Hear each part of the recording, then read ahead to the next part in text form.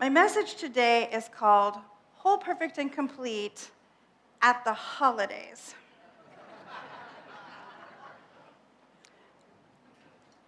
Now, the holidays are rocking and rolling, right? They are in the groove. Tonight we've got Hanukkah lights starting. You've probably been to at least one or two holiday gatherings. We've had Thanksgiving, and it's just going to keep ramping up. For friends that are relatively new to New Vision Center, a thing that I would love for you to know is that we support and honor every faith tradition, everything that is life-affirming. And over by the French doors, where they are not lit right now, but when it's not stage setting, you can see them beautifully, we have tables for any holiday. We tend to call them the holiday of lights around here, but we have Hanukkah over there, we have a creche, a nativity scene, we have a table for paganism, for the solstice. If you have a holiday that you celebrate traditionally or in your family of origin around this time of year that we haven't represented, here's my invitation to let us know about it. We can get you a table to decorate because we want to be as inclusive as we possibly can. And whether you are heading to a solstice party or a Christmas party or a Hanukkah party or a Festivus party,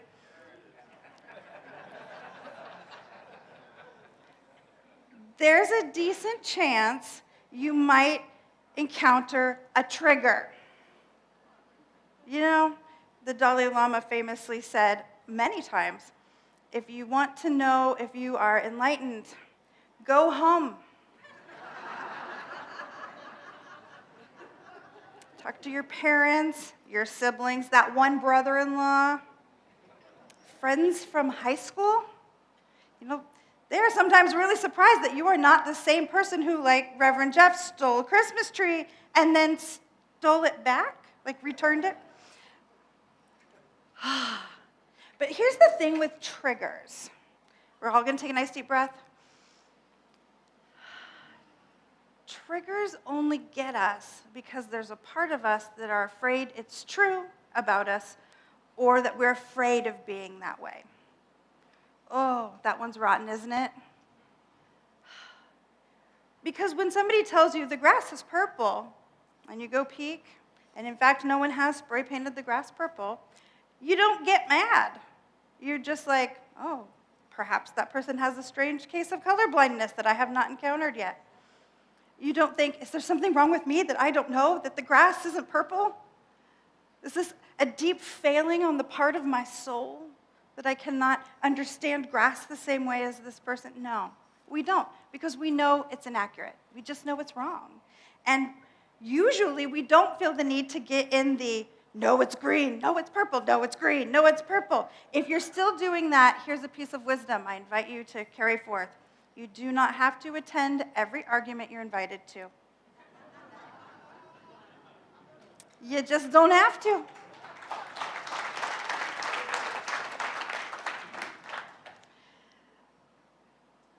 And sometimes the trigger's going to get us, isn't it?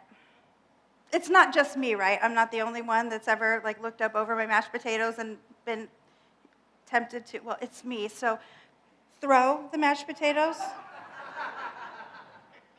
You're all much more sophisticated than that, I am sure. Nobody ever wanted to stab their sibling with the fork that's next to them. These meals are getting dangerous, friends. So I was really thinking about how much this has changed in me, because that's really, what do I have to draw from? The Science of Mind text, nice quotes on the internet, and what I've personally gone through. And when I came into Science of Mind, I was twitchy. I think twitchy is a fair word. Just on the edge of expecting something to get me. Somebody's coming for me. I'm not respected. I'm not believed. I'm not liked. I'm not wanted. Those triggers were not deeply buried. Those triggers were full on the outside of the Leslie suit. It was not hard to bump into them. My apologies to everyone who did somewhere along the way. I don't think I actually stabbed anyone with a fork. But I might have carried one around for a few years. And a phrase that I had heard 100 million billion times around here at New Vision Center started meaning something different to me. And that phrase was whole, perfect, and complete. You've heard it, right? We say it all the time. I am whole, perfect, and complete. You are whole, perfect, and complete. Everyone is whole, perfect, and complete. And once in a conversation with Daniel Nahmod, who is a New Thought musician, songwriter, who's really, really well known in the movement and just a delightful songwriter, but not a science of mind person, said to me, oh, I know what you people in science of mind believe. It's fine. You think you're already perfect, and you don't have to do anything to have a better life. You're just perfect, and everybody needs to deal with you even if you're a dick.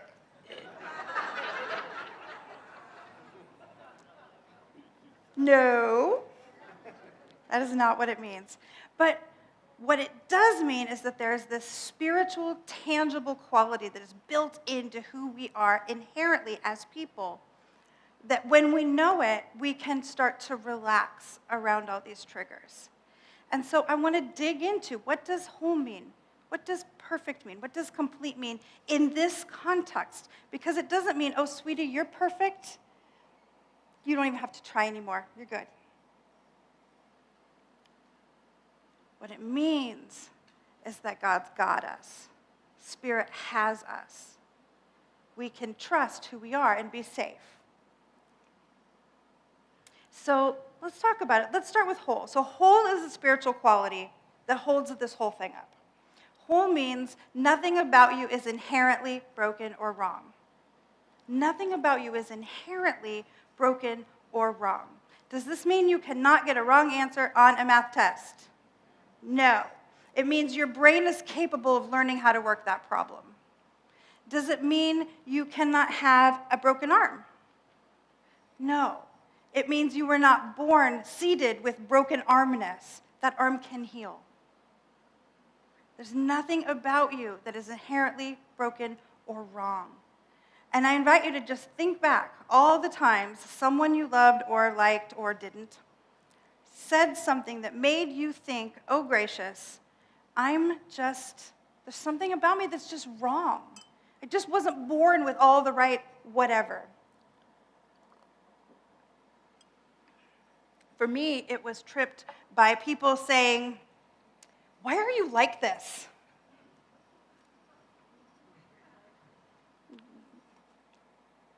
Why can't you ever this? Or why do you always that? What's wrong with you? What's wrong with you? And this becomes especially important to dig into when we're talking about people who have differences that are hardwired. Neurodivergence, mental illness, chronic illness. There's nothing about you that is inherently broken or wrong. And the partner to that statement is, what if what you are is just fine? What if? There's a model of disability education. Usually we're talking about the medical model of disability. Well, someone is disabled because their fill in the blank doesn't fill in the blank. They can't stand, their leg doesn't hold their weight. They can't talk, their brain doesn't communicate with their spinal cord properly to allow that to happen. But there's another model to that, and it is the social model of disability. And it says that at least a portion of why people are disabled, let's break that down, unable to do whatever thing that they seek to do, is because society is built only for the people who do not have that disability, and therefore they are disabled in that circumstance. A really bumpy, rough, gravel, hilly, pitted pathway will disable about a third of the people in this room. I'm one of them. If you use a cane, you might struggle on the road. If you use a wheelchair, you probably are just going to say, forget it, I'm not going on that road. But they pave that path, and suddenly it's accessible for everyone. That actually the way the structure is set up impacts how disabled, how unable to participate somebody might be. And I'm up on this because this is my universe, right? I'm very clear about it. If I had to work 60 hours a week, as Karen and I learned very intimately, that it's bad. This body doesn't do that. But in the flex system we created together, when I can work fewer hours and do the pieces that are essential for my role, it works fine. We changed the social model. There is something like that around every place you think you're broken. I'm broken because I don't fit in with this group of people. That group of people will think you're fantastic. I'm broken because I can't learn this thing. Maybe this thing isn't your thing. Find what you want to do. I don't fit in with my family. Make a new family. Find a family of choice. It's not inherent. It's in the system. And you get to be in charge of what system you exist in because you are whole inherently, exactly as you are. If there's something not working for you when you change the system, then you are whole enough to know that you get to learn and grow and expand. But it's not because there's something broken in you. It's because you have the freedom to express. You know, different isn't just okay. It's glorious. That song, we are glorious. We hear all the time how boring it would be if everybody was the same, and that's true, for sure. But we would have no technology. Because every time some new thing is created, we all think that person's nuts until they prove it can be done. Different is what makes excitement, growth, expansion. Be who you are. Be who you are. Let the chips fall. If somebody falls away, what if that's exactly the right thing to have happen? So a practice that you can carry into this holiday season to help yourself remember is just what I call a micro meditation, a 1-minute meditation, where you say, I am just like my Creator. We are made in the likeness and image of a perfect consciousness. How could anything in any single one of us be broken, inherently broken? That's not how it works. I am made perfect just as I was meant to be. 1 minute here, 1 minute there. Bathroom trips are a great opportunity for a micro meditation. And I know I usually stand up here and tell you it has to be substantial, it has to be substantial. Sometimes a 1-minuter will save us, will help us put the fork down. All right, so if we are whole, if we're buying into the premise that we are spiritually whole, now we get to talk about perfect, the next one in the phrase, perfect. What does perfect mean? It does not mean you're right all the time and you get to win every board game. It means no part of you is outside of the goodness of spirit.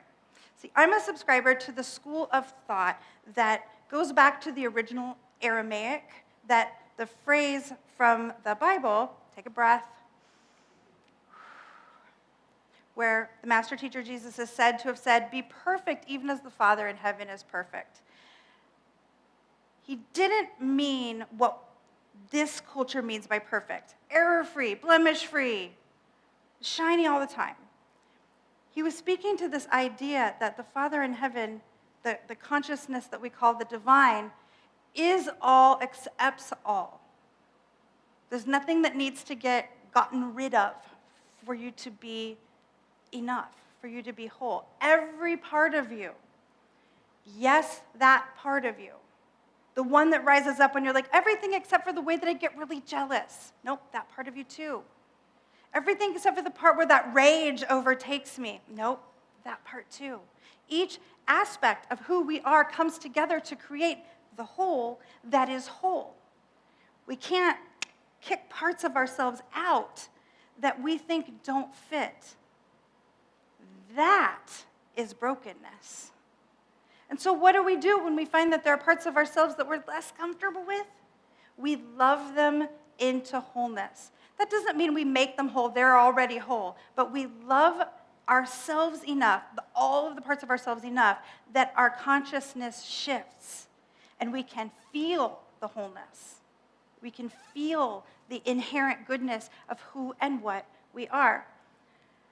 I know I've gotten tripped up by this I'm not perfect thing when something comes up like, see, you got to get rid of that. That part of you doesn't work. That's why so-and-so left.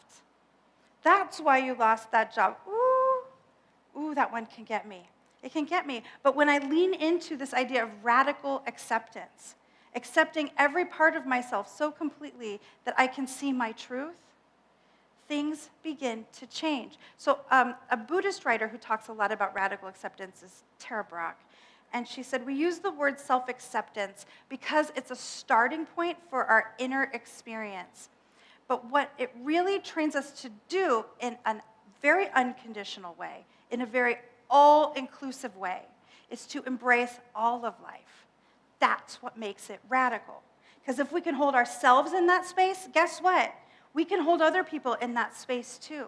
We can see something that is, maybe not my favorite thing and not, need to throw potatoes. We can just let it be. We start to be able to not accept the invitation into the argument. We can see through and say, ooh, wow, he's really triggered today. I will go gentle on him today. Today's not the day for joking around with that one.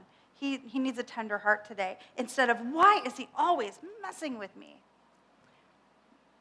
We see ourselves differently, and so we see everything differently. And so the practice I'd like to leave you with, the micro practice, is, this is a favorite of Reverend Karen's, but we're going to bring it out. The big self-hug with 3 deep breaths.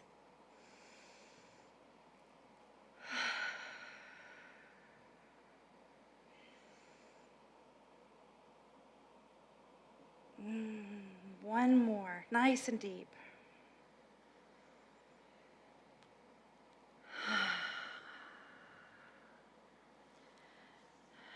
When we remember that we are spiritually perfect, because that is how we are built, we can lean into that love for self. And did you feel how much you softened in just 3 breaths?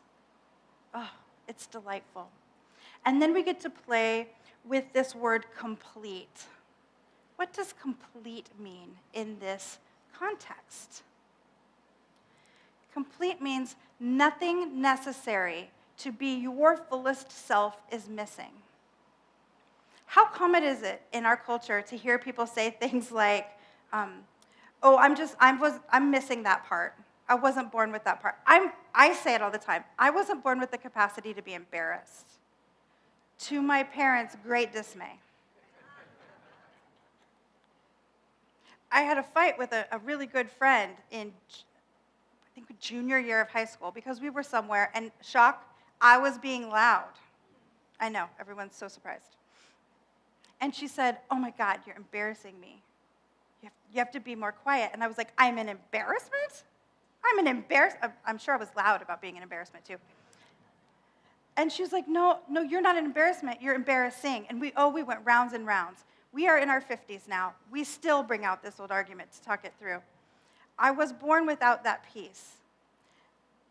And thankfully, I was also born without the peace to be concerned about it. So we're all good.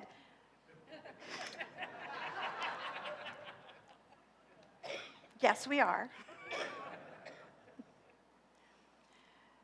Whatever you needed to be born with, to be the full you, is already there. I promise.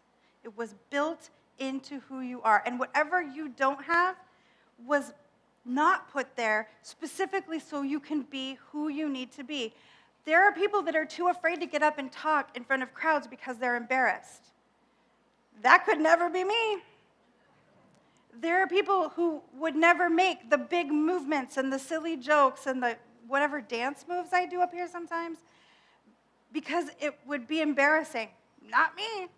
I don't have that gene. I don't have that piece. So that I can be all the way and fully who I am, how I am up here. And presumably it's working for at least some of you because y'all do keep coming back. And I speak about half the time. So I'm just going to decide that that's working out. Hey, that's a thing you can do. You can just decide that's working out. You can decide, I don't need to know what somebody else thinks about it. Or I can hear what somebody else thinks and just decide, they get to think that. That's fine. It's not a problem. It's not a problem, because here's the deal. You don't need anyone's approval. Ooh. Anyone's. You do not need anyone's approval. You don't even need God's approval, because God doesn't work like that. You're either 100% approved of already, or that's not a thing, depending on how you conceive of the divine. But we don't believe in a divinity that would ever see any of us as coming short. It built us according to its likeness and image. Robert Kiyosaki is a business writer. I always think it's fun when we quote people that are from wildly different contexts. But he had this to say: you cannot be all things to all people. Be unique, be different. Give to others what you want yourself, and do what you are made to do. You know who comes to mind when I say that? Marty Stevens. That give to others what you want for yourself. She gives love of this community. She gives willingness to be a part. She gives joyful leadership. She gives deeply believing that every single one of us are sexy. If you don't feel sexy, go tell Marty that, and you will get a whole story on how sexy you absolutely are. I needed that. I needed that when I met Marty and was mid-divorce and a little messy. Let's be honest, a lot messy, and not feeling cute or wanted or wantable. And Marty was like, no, we're not having that. You're adorable. And I embodied it. But the truth is, I didn't really, on the big level, need Marty's approval either, though it was lovely. Thank you. Because you already are complete. Everything you need is right here, all of the time. And so I have a third practice to help you, these quick and dirties, as we move through this very full season. The affirmation: I am already enough. You know what you should do? I am already enough. You know how you should be? I am already enough. Just as I am, right here, right now, I am already enough. And so remember, through all of these parties and travel and busyness, God's got this. God, as you, have got this already and forever. You've got this. So here's your invitation. Begin these 3 practices. Take them to parties and family gatherings and airports. Take them through holiday traffic and busy stores and Amazon going blank and deleting your entire order. Oh. If you can ground into them enough, you may just find that radical acceptance that you're giving yourself is expanding to everyone around you. And that is the truth of the holiday season. And so it is.